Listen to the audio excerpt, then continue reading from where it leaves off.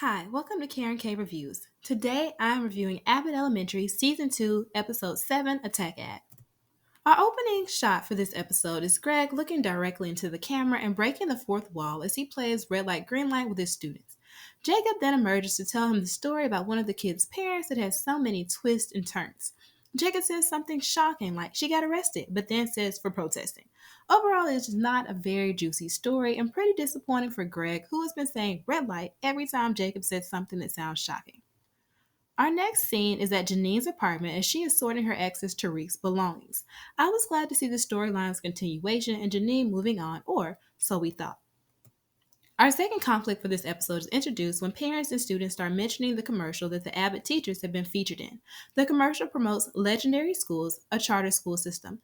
The only teacher that looks good in the commercial is Barbara, which on initially watching I was suspicious of, but thought maybe it was because Barbara was such a great teacher that they weren't really able to get any footage of her to twist.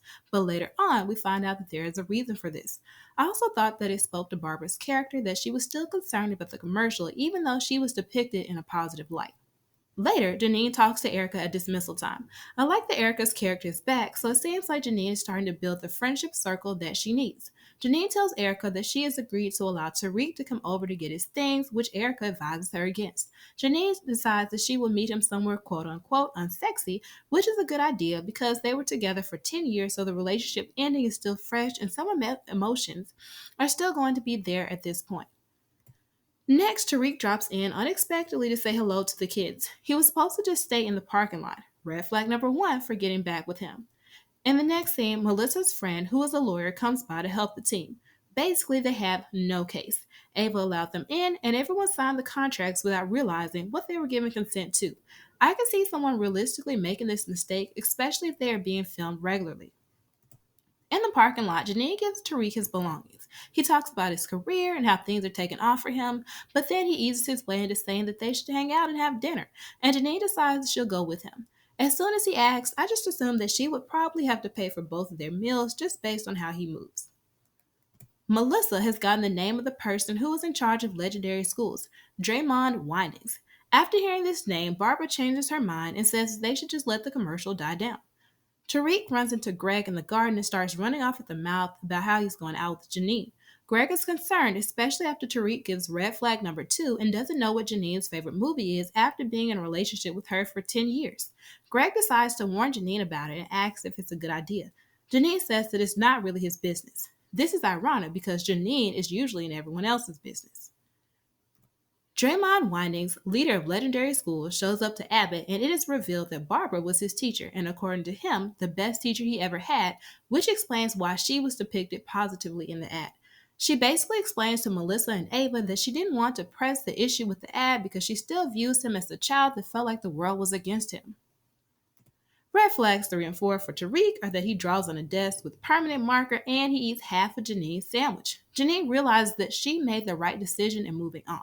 I'm glad that she didn't go back to what felt comfortable. Barbara uses her teacher voice on Draymond and makes him report to her room for a talk after she overhears him bashing Abbott, his life as a young child, and has put the blame for that period of his life on the public school system. He thinks that the ads are helping and that they draw talented teachers to legendary schools, but Barbara explains to him that the ad depicting teachers negatively hurts teachers like her. Tariq shows how trash he is when he tells Janine that he is just going to hang out with his girlfriend after Janine says that she is just going to go home instead of going out to eat with him. I felt like Tariq had something weird going on. I thought it would be that he needed a place to stay and was moving back to Philly, but nope, he has a whole girlfriend. Draymond says that Barbara has inspired him. He didn't take her words as advice to leave Abbott alone. He now has the idea to try to take over the entire Philadelphia school system.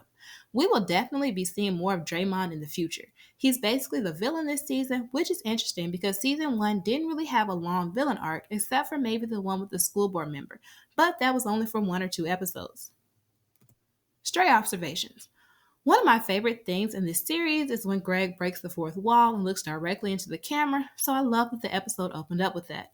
I felt like Hulu was getting plugged a lot in this episode. A kid mentioned seeing the ad on Hulu, and the lawyer mentions that they could get Hulu without ads to get rid of the advertisement. Jacob's barking, even though we established in the Story Samurai episode that he is corny, is still problematic, and that would take a whole nother video to explain why. My face was the same as Greg's when he heard him barking. My favorite quote of the episode goes to Melissa when she said, "A parent said something that almost triggered my fight or fight response." Honorable mention goes to Ava. "I can't escape this. It's like T-Pain in '08." Janine and Greg moments. Janine's awkward face as she glances over at Greg and Amber talking in the distance.